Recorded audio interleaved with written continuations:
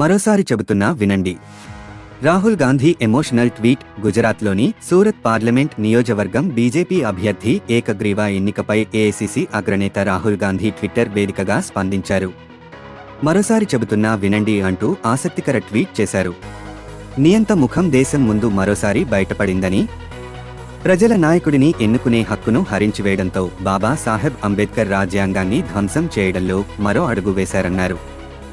మరోసారి చెబుతున్నాను, ఇది కేవలం ప్రభుత్వాన్ని ఏర్పాటు చేసే ఎన్నికలు కాదు, దేశాన్ని రక్షించే ఎన్నికలు, రాజ్యాంగాన్ని పరిరక్షించే ఎన్నికలు అని ఎక్స్ వేదికగా ప్రజలను హెచ్చరించారు.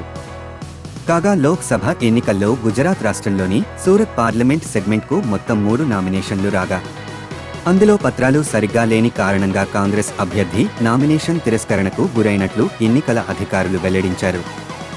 మరో స్వతంత్ర అభ్యర్థి బరిలో ఉండగా, బీజేపీ పెద్దల అభ్యర్థన మేరకు స్వతంత్ర అభ్యర్థి తన నామినేషన్ ఉపసంహరించుకున్నాడు.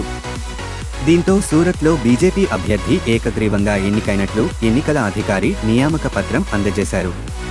దీనిపై కాంగ్రెస్ నేత రాహుల్ గాంధీ పై విధంగా స్పందించారు. ఇలాంటి ఆసక్తికరమైన అప్డేట్స్ కోసం ఛానల్ని సబ్స్క్రైబ్ చేయండి. వీడియో నచ్చినట్లయితే లైక్ చేయండి.